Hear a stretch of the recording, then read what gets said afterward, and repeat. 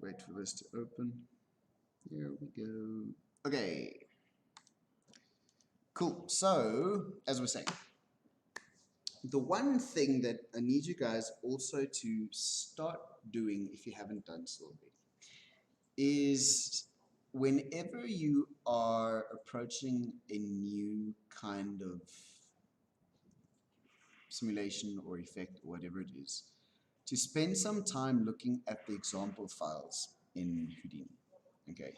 Because there are many, and they are not as specific as what you may think, but in the same sentence, much more specific. Okay, so they go into a lot of detail on very specific, like individual nodes and how they're used, which is very cool actually. And it's really specifically it's a nice way to see, you know, what different techniques there are that you may not be aware of, or different ways to go about doing the same thing, which definitely helps just to give you a better understanding of like different approaches that you can take when doing similar things. So they're all very basic things, for instance, and it's nice because they really go into a lot of detail and they explain why it's doing what it's doing, or how they've set it up, or why they set it up in a specific way, which is really cool. You know, for instance, it's a very nice way also to you know, get started with something. So to go into the system, seeing what kind of nodes they have. For instance, there's a step 1, a step 2, and a step 3. I mean, even using it as a base for building something bigger or more interesting or whatever. Okay. And the one specifically that I'm going to just use as an example is this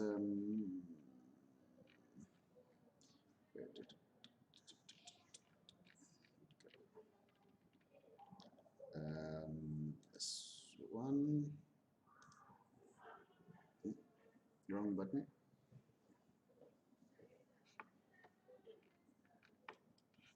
Let me just open a new one first before I do that. Here we go.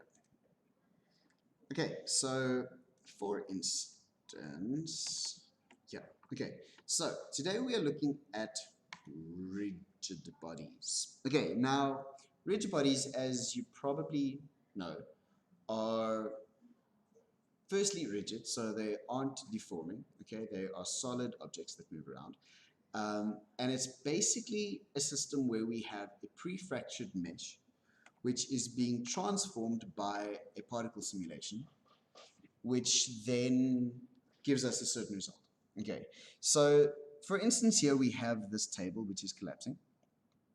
And the main components that we need when we are building or setting up rigid body simulations specifically, first of all, the geometry that needs to be fractured, okay, or being simulated. And these 99.9% of the time are pre-fractured objects that then get transformed in a particular way. Okay, so first we need the object. The next thing that we need is a system of constraints that basically keeps the unshattered pieces together, okay, or it gets kept together until we break that constraint to actually make the object come apart. So for instance, as you can see over here, those red lines over there, those are all the constraints, and they look like so. Okay, so those are the specific constraints. So what those are is it's literally a line drawn, it's an edge, okay, a line drawn from the center of a block or a shattered object or a connected piece or whatever you want to call it. And it's a line drawn from there, from its center, to the center of a neighboring object. Okay. So you'll see a lot of them have, for instance, that object over there, or you can see that center of that point is being linked to a whole bunch of others. So it's a little framework, a little network that keeps it together while it already had been shattered. But it is this constraint that we can then go and fracture and break to make the object come apart. Okay, so we're going to look at basically what rigid bodies are and how we can set them up and how we can create our own constraints and how we can break them apart.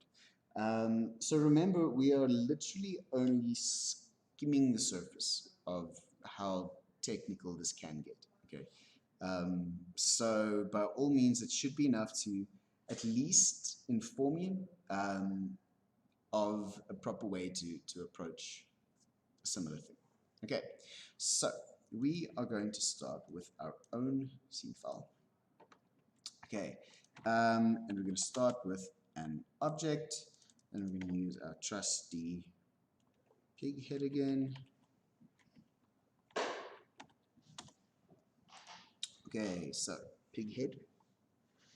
I'm going to take the material off, and I am going to just move it up a little bit. So move up, and there we have that. Okay, so if we wanted to turn this into a rigid body object, okay, so there's a whole bunch of ways that we can go about doing that.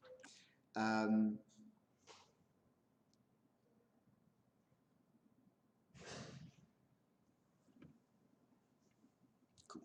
So the first way that we're going to, well, the first thing that we're going to do, remember what we said is that rigid bodies are literally instanced geometries moving on top of a particle simulation. Okay, so we need our object. Okay, and the easiest way to turn this into a rigid body is to use the shelf tools. Okay, so to go to the rigid bodies tab and click on RBD object. Okay, that should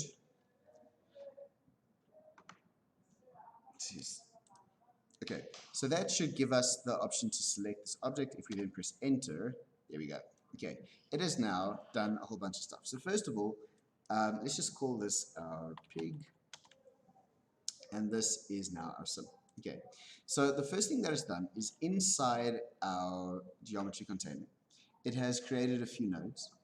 And what this is doing is it's being fairly clever. So here's our original object, okay? Our object that has 2,886 different points, okay, which is quite a lot. It then basically saves the rest position, which is useful for texturing and that kind of thing, but not too important for us right now. But then it basically goes and creates a packed object from that thing.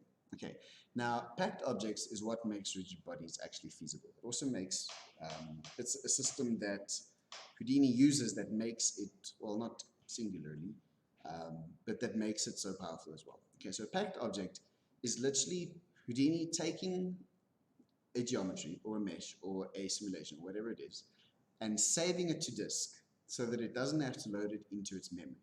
Okay, there is a very nice page on packed objects in the help file, which is very, very, very, very, very informative.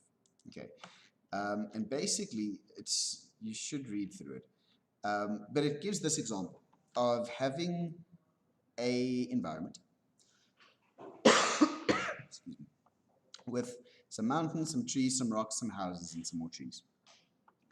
And collectively, those in terms of its memory footprint would add up to, in this scene, with 986 trees, 10 rocks, 2 houses, and 2 mountains, to 2.1 gigabytes, okay, which equates to 2.1 gigabytes of memory required at render time.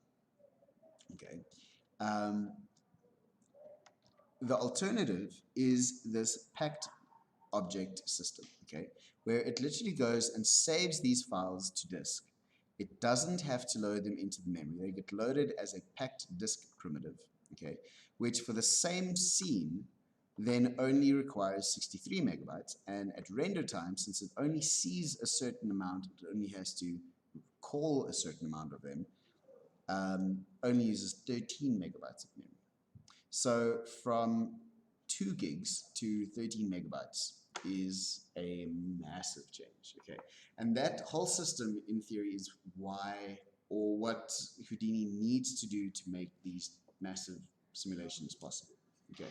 So if you think about those giant shots in any of these Avengers or whatever, where it's cities crumbling, you know, It wouldn't be possible if it wasn't for a system like this. Okay, but anyway, read through this at some point. It is very, very useful to know of. It does go further into more detail about fractured objects as well, which is also very cool. So example 280 versus 19 megabytes. Okay. Anyway, back to this. So that is what this object is doing. So if we check again, this has got 2,800 points. This specific one only has 1. Okay, so it is disregarding all of that information, but reading this object off of the disk. Okay. Anyway, so that's what it's done to that object. But then it also created this dynamics operator network for us, so where it's added a whole bunch of objects as well. Okay. So the nodes it's created here, first of all, we start off with the RBD packed object node. Okay, so this is the node that calls our geometry into the simulation. Okay, so we can see that by looking over here. The soft path is pointing at our object level, our pig object, and then the dop import node within that, which is the node that it created. Okay, so it is then importing this output, which is the last node in our chain, into the simulation. From there, there's a merge node, which isn't important, but then we have our actual rigid body solver. So this, remember, solver is basically a program that runs its calculation on every frame based on the result of the previous frame's calculation. Okay, so it's a program that basically all our simulation nodes are really based on solvers. From there, it drops in some gravity and then finally gives us an output. So if we were to click play, we get that, which is fantastic. Okay, so this is now officially a rigid body object. Okay, if we want to see what it's actually doing in a little bit more detail, we can add in our collisions tab a ground plane. Okay, by doing that, it will add the physical geometry on object level. Also within the dynamics operator, it would then have linked in that ground plane node with a merge node. So if we have any other static objects, we can merge them over there. It has then combined those into a static solver, which isn't entirely necessary, as far as I understand, and then links it back before the gravity. Okay, so now, if we go and play this, we have our first rigid body simulation. Fantastic.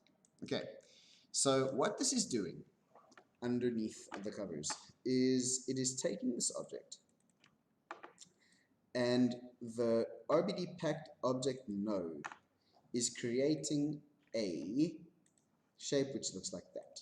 Okay, so this is the mesh which it is actually simulating. So it's not simulating the 2,886 points that we had. Okay, obviously it can't just simulate one point because it needs that shape for the collisions of the object.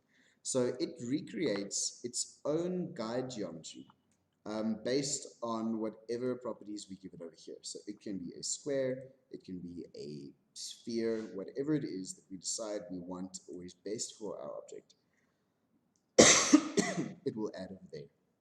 Okay, and it will try and fit it as neatly as it can around it, as you can see there. So it looks for the outermost points of this object and kind of builds a flat surface around it based on where it thinks it would collide with the floor.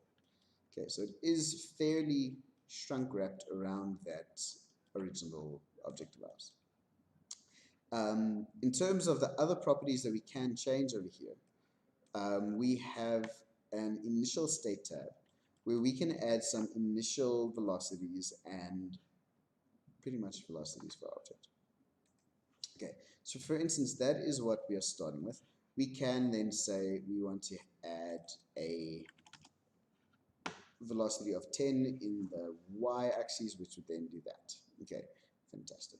Or we can say rotate it around a certain axis so it has an angular velocity, and we have some initial movement. Okay, so that's more or less the same as what we were playing with last week with particle simulations. Okay, so one other thing that rigid bodies do, which you can see there, is it will at some point turn off the actual active state of these objects. Okay, so if you can imagine you've got millions of little rigid bodies flying around and more being added into the simulation, it is very important for that simulation to be as efficient as possible. And the only way it can do that is once it thinks an object has stopped moving, to actually stop simulating that object. Okay, so they in fact go to sleep. There's an enable sleeping option over there. Okay, so when it has come, or when its movement has reached below a certain threshold, it will then actually turn off the simulation for that specific particle. So there you can see, since I've left or deactivated that, it keeps going forever. Okay, so that is our object flying around. Cool. Anyway, moving on from there. Okay, so what we want to look at now is actually how these fracturing things work.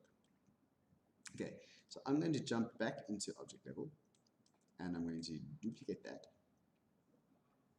Okay, turn that one off. This one I'm then going to call pig fracture. Okay, and I'm going to get rid of all the bits and pieces it gave me. And now we're going to go and fracture this ourselves. Okay, so fracturing an object is pretty straightforward. All it basically is scattering a bunch of points on or within a mesh, and then telling that object to basically go and build little shells around each one of those points. Okay, so little chunks around each one of the points.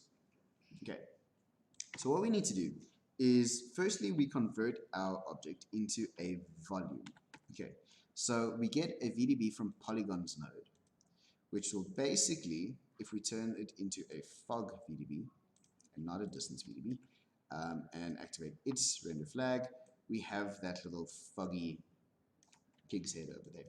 Okay, so to get more detail into it, we can increase the voxels. Okay, so remember, a voxel is literally a 3D pixel. Nothing fancy really.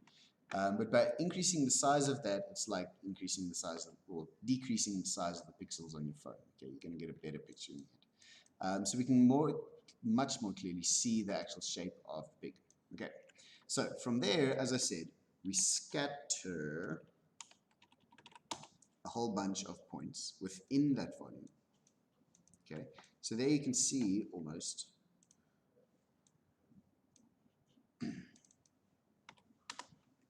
okay, so there you can see those points are now physically inside of that object, okay, which is great. If we didn't have the volume there, those would just be on the outside of the object, as you can see over there, okay, which is a bit useless. So we want them to be inside as well. Okay, so that is step one.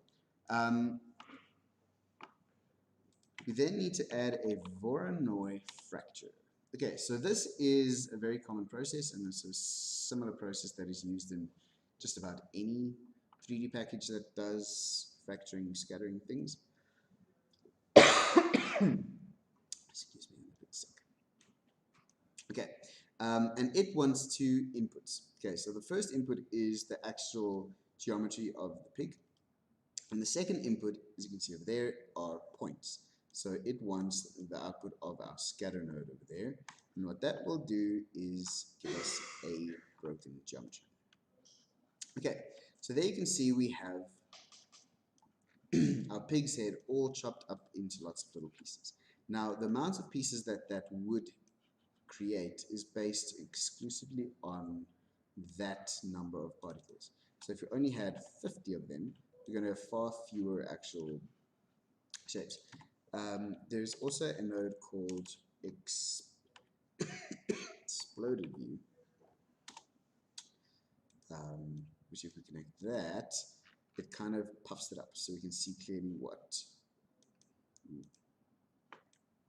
So you can see clearly what it's actually done. So you can see within the shape, there are entire chunks there as well. Okay, and as we said, the more points we have, the more fractured pieces we'll have. Okay, which is pretty cool. Anyway, that we're not going to use. And let's leave that at a reasonable number. Let's say 500 for now. Okay. I'm going to drop in a null and then just link that to there and call that fractured pieces. Okay, so that is then going to be my object. Cool. Anyway, jumping back into the object level, you now select our fractured geometry and click the same button that we pressed just now, which is this RBD object.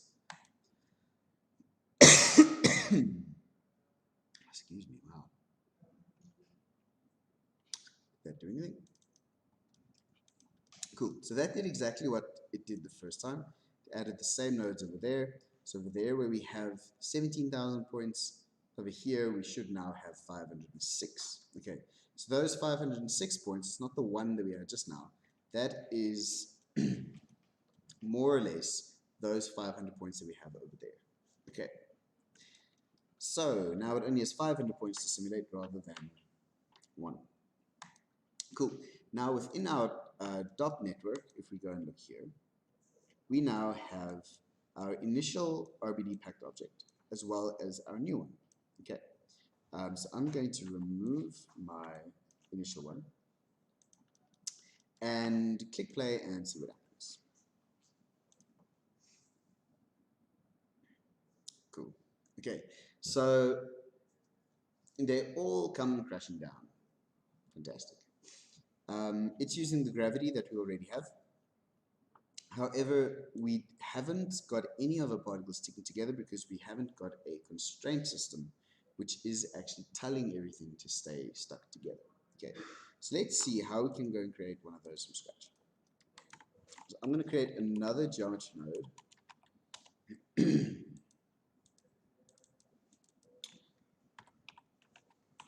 And I'm going to call it constraints. Okay, and in here, we're going to do a few things. Cool. So remember that spider webby thing that we had on our table just now that was falling? We want to create one of those. So first of all, we need to get our fractured pieces in. So I'm creating a node called object merge, which basically allows us to bring in another object as a base level for this. Cool. So I want my fractured pieces. Okay. So you can see that. I'm going to turn off all the other bits over there. Okay. Okay, now we need a node called a connected adjacent pieces. Connect adjacent pieces.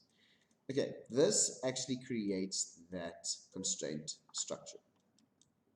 Okay, so there you can see it is now creating all of those little lines. But it is only searching at a radius of 0.1. Okay, so it's also, so from the center of each of those primitives, it is looking for the center of other primitives, but only looks a distance of 0.1. Okay, it also stops as soon as it has found a single other one. Okay, so ideally we want to have more than one connection. So you can see if I pull that up, it starts looking more like the pig itself. Okay, so I'm going to make it 8 connections. Okay, and then I'm going to increase the search radius value until it stops making much of a difference.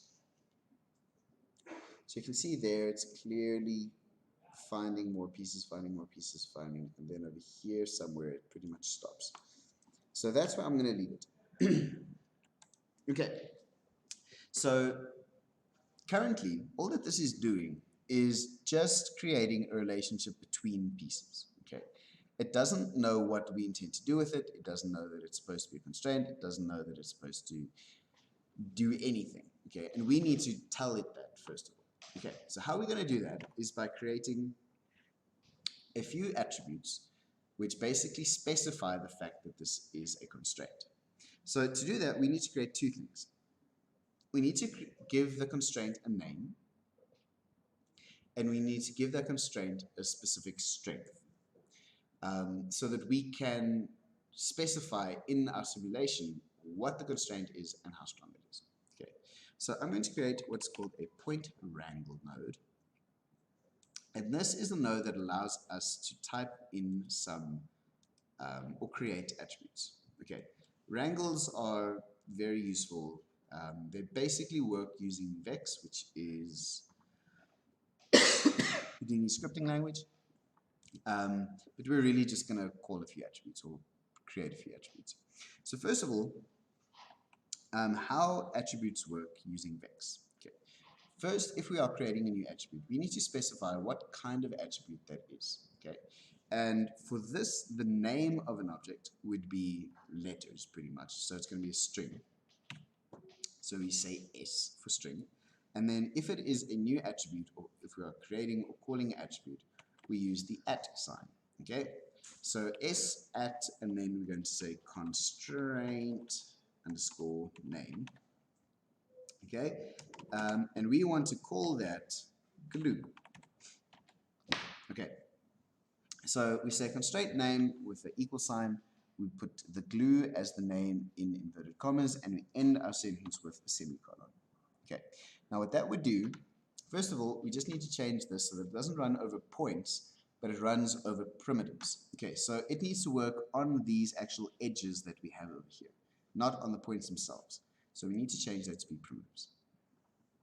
Okay, now to see what that's actually done, okay, we can go to our geometry spreadsheet over there and switch this to primitives as well. And we should see,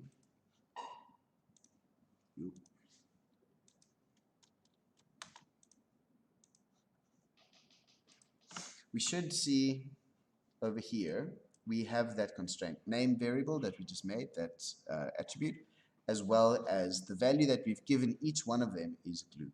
Okay, so if we were to change that to be anything else, you would see that that updates over there. Okay, so there you know you have created the attribute and it does have a name, and each of the actual primitives of this object has that as well. Okay, then we need to say what the strength of this constraint is. And to do that, we don't really want to specify a set value, but what we want to do is create a little parameter that we can set to make that value whatever we want. Okay, so I'm going to call this also another attribute. It's not going to be a string this time, it's going to be a float. Okay, so a number with a decimal point. And I'm going to add an at sign, and we're going to call this break force. Okay, and that, to create a little parameter, it's going to be a channel value. You guys really don't have to completely follow what I'm doing. It's more informative so you can see what the process is, just so that you know, so that you can go and find it should you need to do it. Okay, so if I type in CH for channel, and then in parentheses, the name of that, so I'm going to call that break force. What that's going to do, if I click that button over there, it's going to create a little slider over here, which we can then specify the value of that property. Okay, so now you can see over here we have break force on each of our points or primitives, that is 0. And if I change this, you can see it updating over there. Okay, so here we can easily go and specify exactly what the strength of this break force is going to be. And I'm going to make it 100 for now. Okay, from there, we're not done just yet, but we need to go and just create a final null. So we link that up, and this we are going to call our constraint. Okay, so here, as you can see, we have our our constraint, and that we're going to go and call back into our Autodoc network over here. Okay, so underneath our rigid body solver, we are going to add a constraint network node. Okay, so constraint network, I'm going to drop that in over there. That gives us an error because it wants a constraint that it needs to make. Okay, so it wants that glue attribute that we made. Okay, so that glue over there, this constraint name, that's what we want. So, sorry, I'm just busy dying. It's not the end of the world. And the node that we want to actually link that up is called a glue constraint relationship. Okay, so there are lots of different kinds of constraints. A glue constraint is one of them, which we are going to make now. But there are lots of different kinds of ones. This we need to connect into there, so it says required constraints. And then we need to connect two things. Firstly, we need to specify that glue attribute, and then we also need to specify over here in our constraint network the actual constraints themselves. Okay, so here we want the constraint null that we actually made, and over here we want to go and specify in the data name the name of our constraint, which is glue. Okay, if this happens, then we have linked it up correctly. So if we see all these lines jumping back into here, we can just turn this off temporarily. There. Okay, so there are our constraints. Cool. So now, if I go and press play, also don't want to see that. There. Okay, if I now press play, we can see what happens. Okay, so now we've stuck it together, and our glue strength is so strong that only one tiny piece broke off.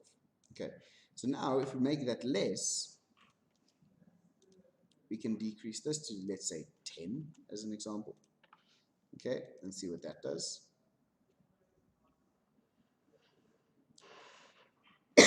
You see it, then it obviously sticks together a lot less. So if we want like a happy middle, let's make it 500. Then we should see that only parts of our geometry is breaking off, and the rest is actually sticking together. Okay, which is pretty cool. So I mean, the same thing can be used to like any kind of falling object, or we're going to look at a more complicated scenario now as well. Okay, so this is one way that you can go about actually setting them up, and that is from scratch. Okay, which is pretty cool. Now there is Houdini has a lot of built-in shelf tools that you probably are aware of, but there are also preset fracture sorry preset fractured patterns that we can use as well. So let's take a look at one of those. I'm going to take my original pig again. Okay, I'm going to delete all of its bits and pieces, and over here I'm going to call this material fracture. Okay, so a material fracture, what that means is this. Okay, there is a node called the RBD material fracture, and what this does, let me just also drop in a few of these.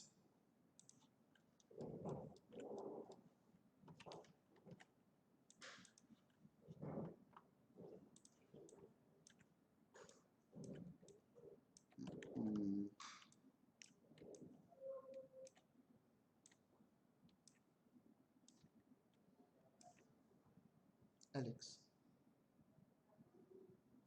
what are you listening to? I hear something. Castile, what are you watching?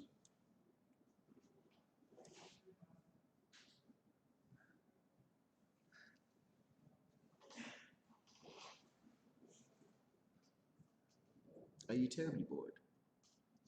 Are you terribly bored? No, I'm actually trying to get into learning advanced ways of Houdini, so I can get started with what I need to do. If you don't want to watch what I'm busy doing, you can go do whatever you want somewhere else, please.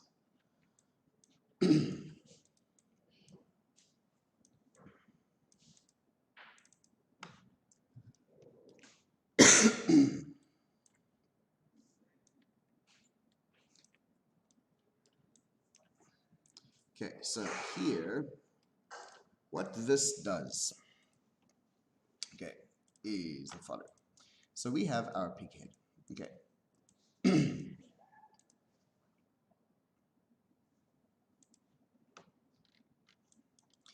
And by material fracture, basically it has preset fracture patterns for different kinds of materials. So specifically concrete, wood, and glass, okay.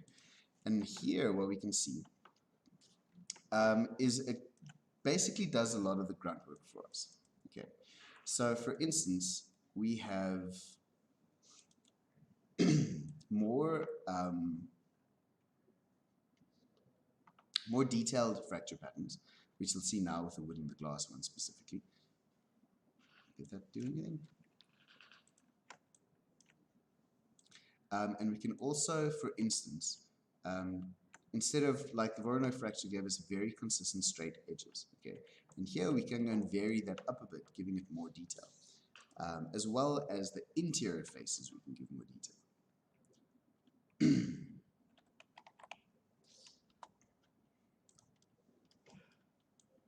So if we go and connect that over there and look at the exploded view,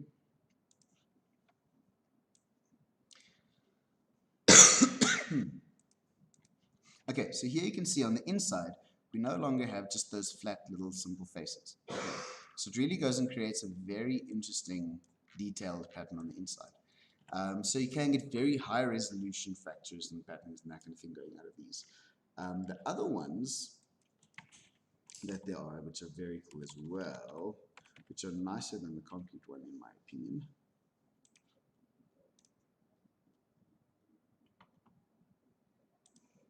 Okay, so I'm just going to change that to glass before we connect it up.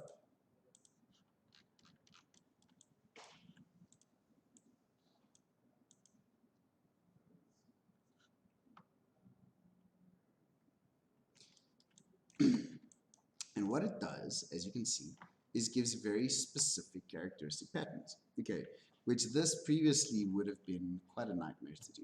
Okay, it was like really tough. I mean, if you jump into this just to see what the actual node is that they've already set up,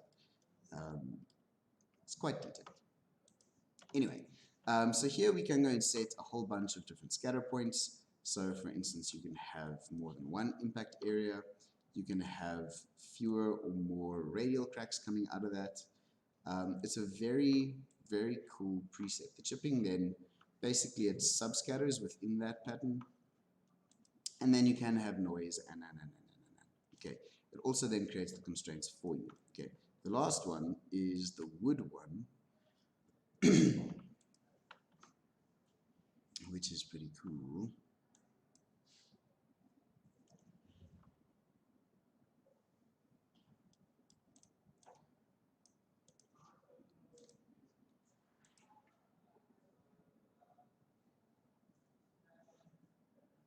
Okay, so there you can see it actually goes and splinters the wood in a very characteristic way. Okay, which previously would have been, as I said, a bit of a nightmare. So, I mean, there's all sorts of parameters that specifically try and aim for a certain aesthetic, okay, which helps a lot. Okay, so this really does make things a lot easier. And I just want to show you what it actually does if we were to go and take this further. Okay, so there is our fractured object. And if we were to jump back into the surface level, the object level at least, and select that, it does, as you can see over here, create constraints for you, okay, which is already called glue. And we can then go and select that and, for instance, say RBD glued objects. What that will do is quite a lot. Okay, so first of all, it has gone absolutely crazy over here. And we have our initial objects, which were that one. Okay, so I'm actually just going to delete that one, so we're only working with that. The new one. Okay, so there is our newly fractured object. It brings in its constraints with it over there. There is our strength control, which we had just now.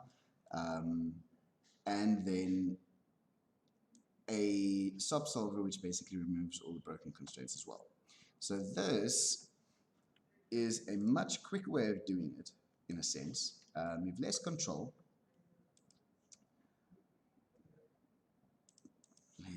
First of all, let's just drop that from a little bit higher.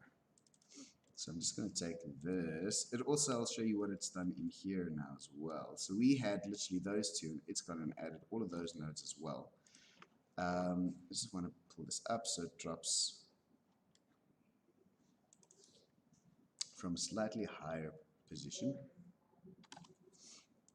Okay, which will give it a stronger or affect its braking force.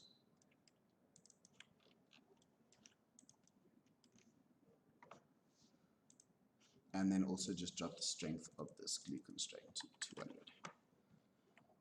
200. Okay, now the cool thing that it does, okay, remember when we set this up, we had it that there was nice detail on the inside, okay, and that's all missing, okay. Now, what it's doing is it actually creates a low-res proxy version of your geometry, okay, which it then uses for the simulation. And then it goes back, and as you can see there, let me just show you.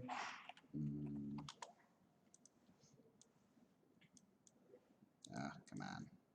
Okay, so there is our low-res proxy. Okay, so you can see the insides are flat over there. And if you can't, just trust me. And it goes and simulates those. So it sends those out to our actual simulation. And then once the simulation has happened, it then uses a fetch transforms node, okay, which is basically a dot import. And it goes and gets the movement from those and retransforms the actual high-res geometry, as you can see over here. Okay, so there we have our high-res geometry, which is now doing exactly what our proxy geometry was doing, which is really cool. Okay, so we get a much more realistic, in that sense, effect going. Okay, and however many points we actually were or had specified in the beginning over here, so if that was 20, just cancel that before it goes crazy.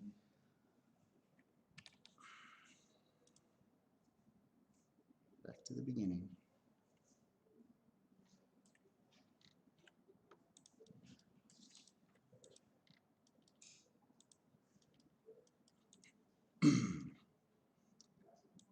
And we play that, we'll get the same level of detail with more points. Okay, which is really cool. Okay, let's take a 10-minute break, and then we'll look at a more complicated example when we get back.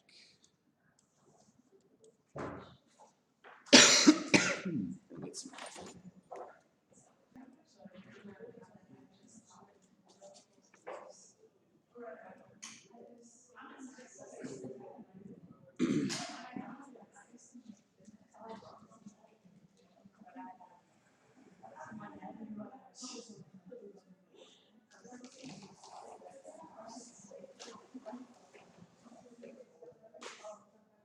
Okay. So that was a simple object falling over, basically. Okay. So now I want to look at an example of something a little bit more practical and a little bit more complex, which is a house. Okay, so here I have a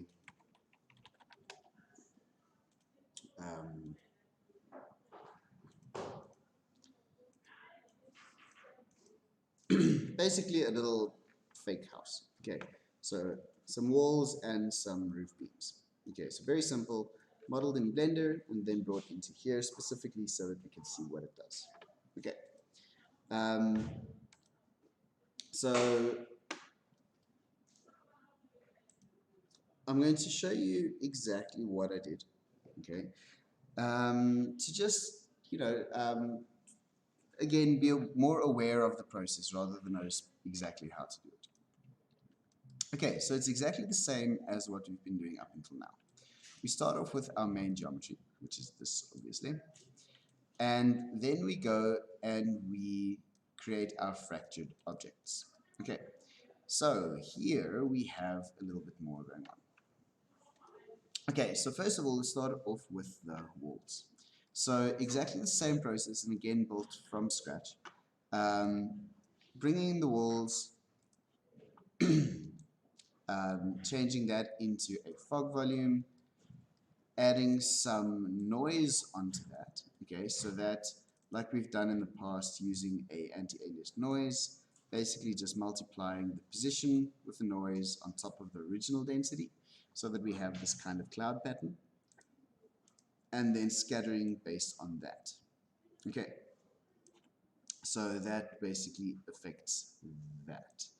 Okay, so here we have our Voronoi fracture, which then will create as many points as there, or as many fractured pieces as there were scattered points. Okay. If you want to see this visualization, you click that little pin button over there, and you can see what the colors look like. Okay, from there, you create an assemble node. So this basically takes it from our initial 19,000 points to 1,000. Okay, so again, that's packing all the objects. You can see there it says create pack geometry, and that will then I actually save that out to a file that is then literally on disk, so that I don't have to go and recalculate this every time I want to go and change anything. Okay, then going further, the only other thing I do here is this is just a little expression that basically says only activate these points. Okay, so only make these points active if their position in the y-axis is bigger than 0.2. Okay, so that basically just freezes these points that are on the ground. Okay, so that they don't actually break off, so that the foundation of the building pretty much stays the foundation of the building. Okay, so that I then save out over there. Okay, so there are all my fractured pieces. Okay, so saved out in a null, there. Okay, then the roof beams have done slightly differently. Okay, the roof beams now are multiple objects, first of all, which is important to note. So instead of fracturing this as one object, which definitely won't work, or not efficiently, what we do is you basically fracture them using a loop. Okay, so for each system, so the same as what you guys did in the top. Okay, and all that this does is basically just fractures for each piece in, or for each disconnected piece in this object. It'll then go and fracture that on its own. Okay, so exactly the same thing. The only difference here is, since it's not using that fancy preset fracture for the wood, the old school way of doing it was, since the Voronoi gives us always this kind of very, well, we don't have long splintery kind of shapes, which would be ideal for wood. So the workaround for that was over here, to take your object and squash it down, then fracture it, and then stretch it up again. Okay, it's a bit of a workaround, but it works. Okay, specifically if it doesn't need to have too much detail. And then that happens for each object in that whole thing, and finally get that. Okay. There is something you have to do here to actually make it. Oh, okay. That's what that's for. When you create these for each blocks for connected geometry, for connected piece, okay, it creates this connectivity node, which sets this to run on the class attribute rather than the point attribute, I believe, which then prevents, or it varies the scattered points so that we don't have the same pattern on all of them, just so that you know. Okay, anyway, same thing here, turns into pack geometry, so it's no longer 1,200 points, now it's only 113, and then saved out as a file. Okay. Once we've done that, then we have to go and create our constraints.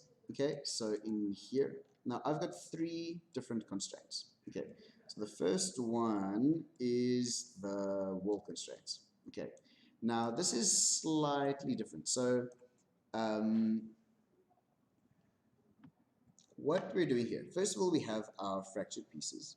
Okay, then we are creating that same constraint kind of web that we've done before.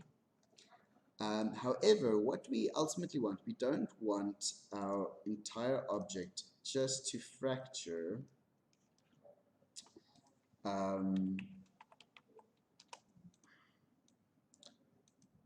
like so, okay?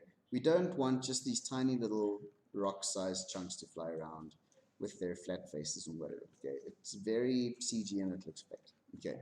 So ultimately, we don't want everything just to break apart all at the same time. So what we can do instead is much like let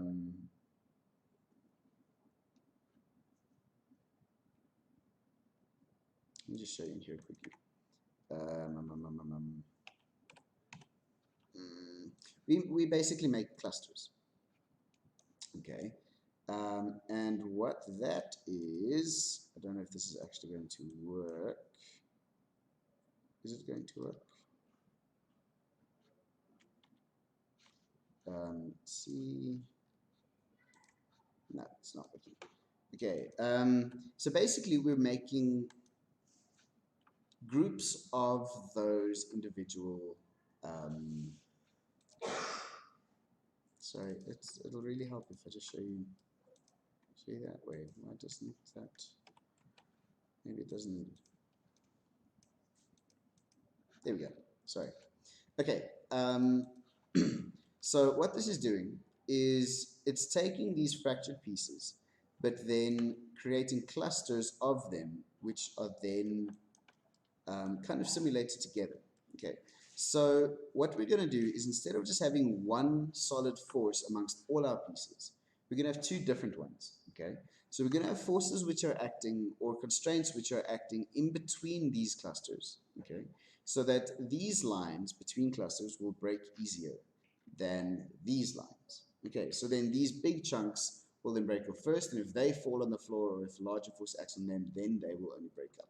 So it kind of adds like a bit of a layering system to our fracture, which will make it more interesting. Okay, so basically what we're doing is, I think if I leave that on,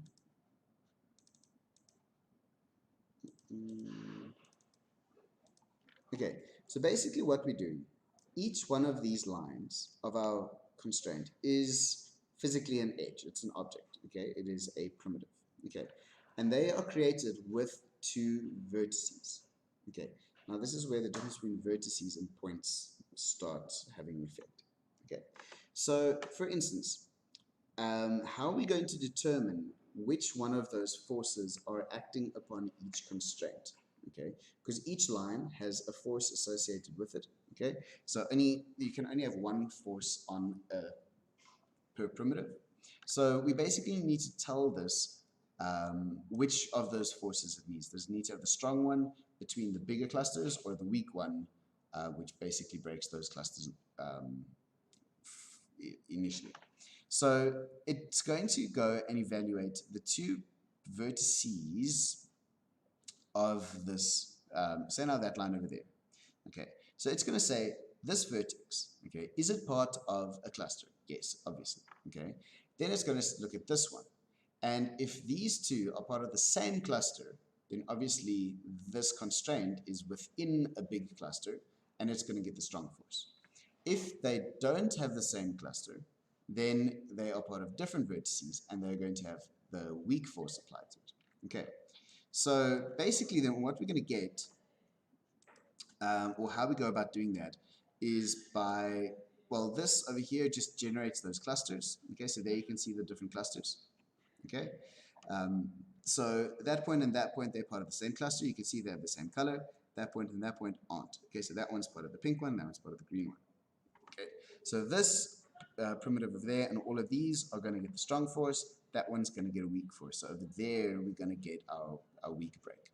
Okay, so basically, this is what, that's still part of the cluster. This is promoting that for some reason, and then over here, this is basically what this is saying. So it's basically saying if the first vertex's cluster is the same as the second vertex's cluster, then apply the strong force to it. Otherwise, apply the weak force to it. Okay, so that's basically all that that's doing over there. And there then we get our constraints for the walls. Okay, then I've got exactly the same thing happening for the constraints for the beams.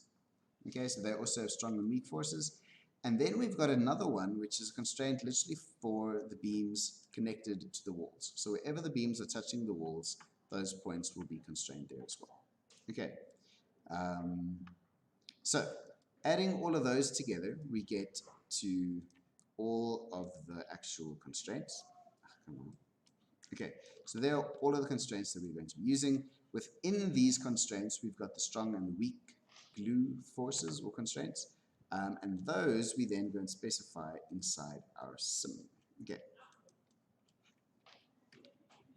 Okay, so let me just get rid of that. Okay, so here, what's going on here? Why does this look so funny?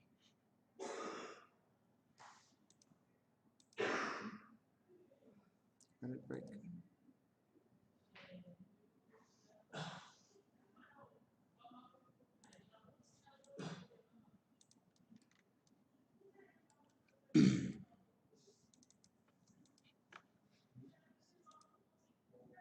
Okay, there we go. I just had to think about it. Okay, so here now we have exactly that. Okay, so if I turn that off, here you can see all of those forces. Okay, so the red ones are the strong forces, the blue ones are the weak forces. Okay, and currently I don't have any other forces acting on those. Okay, so it's just the glue. So technically speaking, if the glue was strong enough and I click play, it would just stand there. Okay, so currently, let's say if we turn off the weak force, so the actual glue keeping all the large chunks together, if we turn that off, then we should technically just have our whole building collapsing.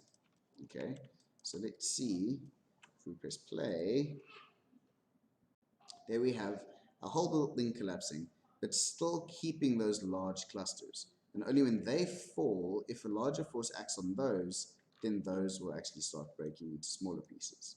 Okay, so that works quite well. So now we can look at if we add in our weak forces back again, so the in-between forces, that shouldn't do anything. So now it's actually strong enough that it is keeping its structure and staying together. And for instance, if we were to take the strong force off, we would just have carnage. The whole thing would also just collapse. And we wouldn't have our large clusters either, because that is the force which is keeping the large clusters together. Okay. Anyway, so what we can do now is we can go and either have something collide with it. Okay. So here I have got a bulldozer. Okay, clearly you can see my bulldozer over there. I'm just going to make sure that my strong forces are there. My weak forces are currently very weak, but I don't know if they're actually being altered anywhere. Let me just see. My brake force isn't really doing anything here. Or is it?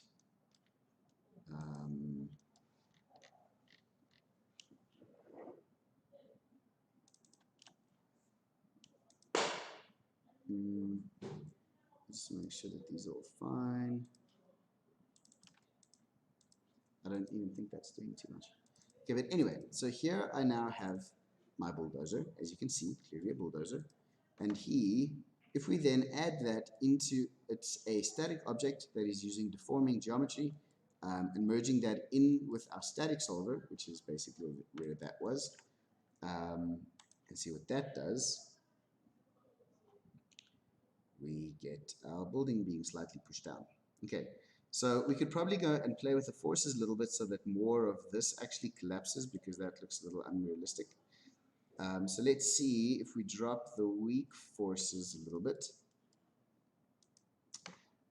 It's already so low, I'm not sure actually why it's not having a bigger effect on it at the moment. So let's see if that does anything. It should probably just start collapsing.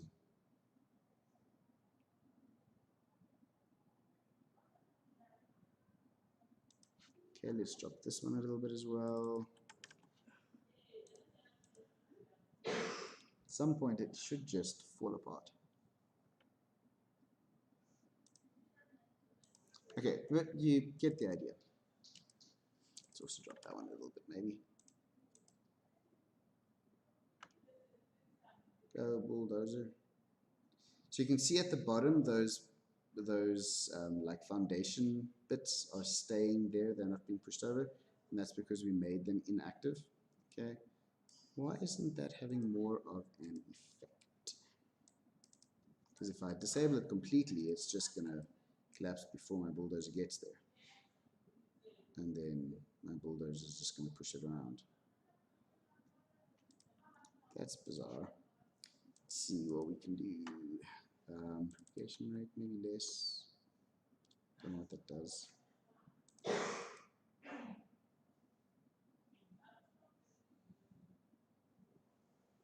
Just wanted to be very, very weak.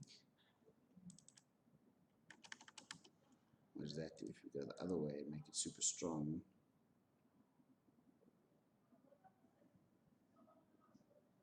Nope.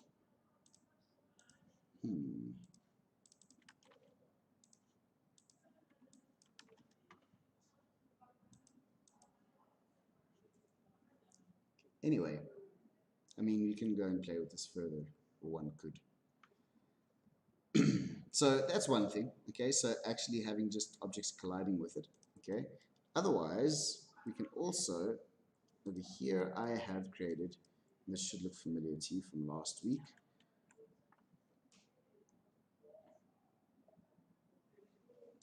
Are you thinking? What are you doing? There we go. Okay, so there I have created a bit of a force. So I've got, basically it is a sphere which is then transformed, which is then turned into volume, and then having random points scattered on that, and then having their normals being used as a force. Okay, and then this being copied a few times so that we have more than one of them, obviously, and then that is then my final force being used. Okay, let's just connect that over there. And that gets read in over here. So if I have that as my force, then you'll see now it's going to literally just, there we go, explode. Okay, so forces, my glue constraints now are a little bit weak, so let's just increase specifically this one. So I still want my big chunks to stay chunks. Okay, you can see that had a big effect. So my chunks are still more or less doing what they should be, which is cool. These can be, I don't know why this isn't doing as much as I thought it would have. It is probably now though. Let's just make them a lot higher and see what that does.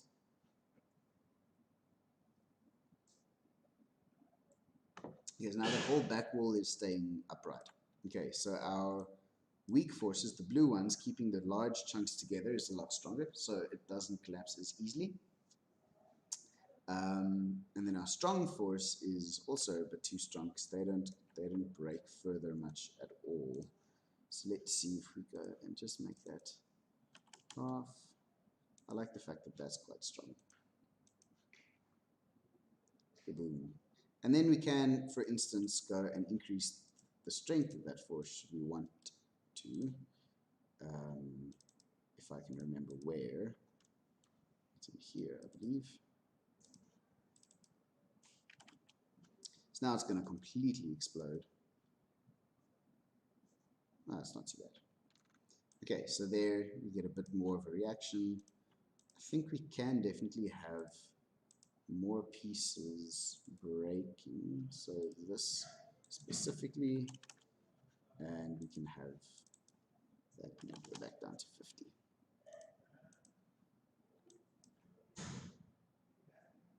Just so that when these chunks fall, they actually break a little bit further. And then, if we were really happy with all of that, we could go back into our fracture node and give it more points so that we'd maybe 10,000.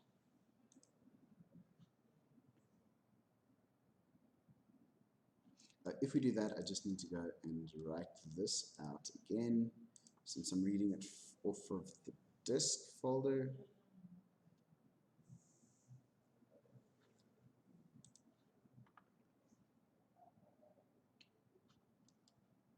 And then reload that one. So now you can see there's a lot more points, I believe.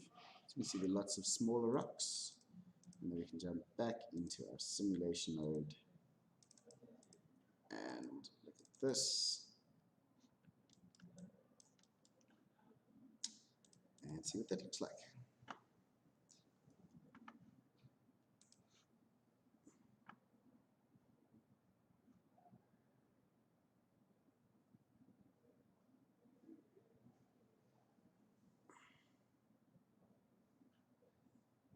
Where did my flip book go? There we go. Here, somewhere.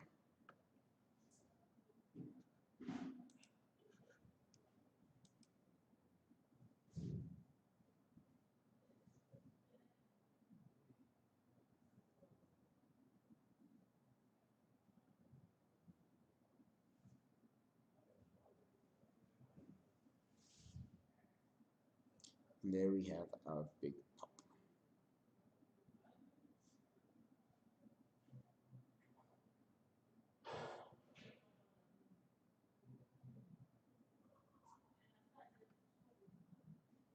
So pretty cool, I must say. It's lots of fun.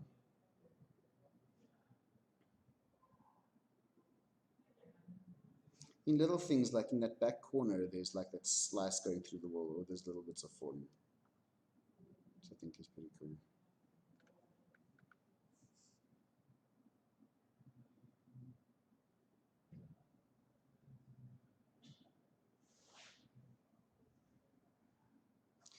And that is pretty much it.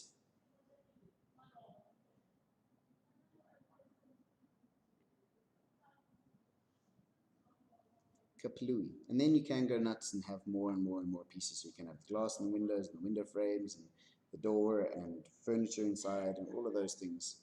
And roof tiles and. I just want to see 17.5 for each yours. So apparently, I can't remember.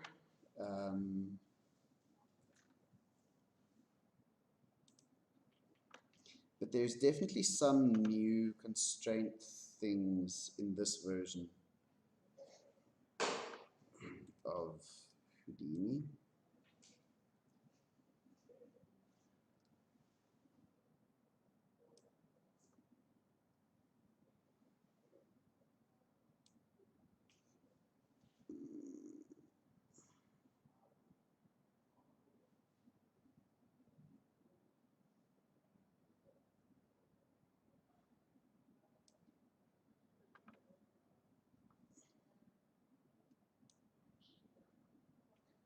Here we go. I mean, this stuff is very cool. So it's somehow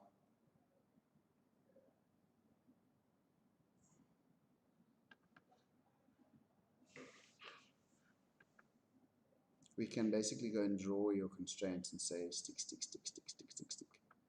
And then it goes Kaplooey.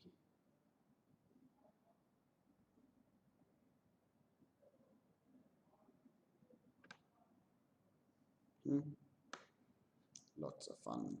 Anyway, that looks very cool, I must say.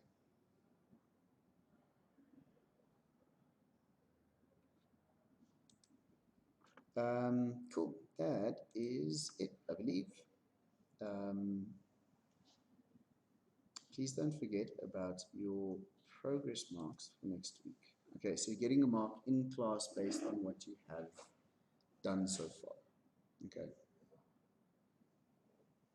And then the next one's in week 8, and then you hand in week 9. Cool. Any questions?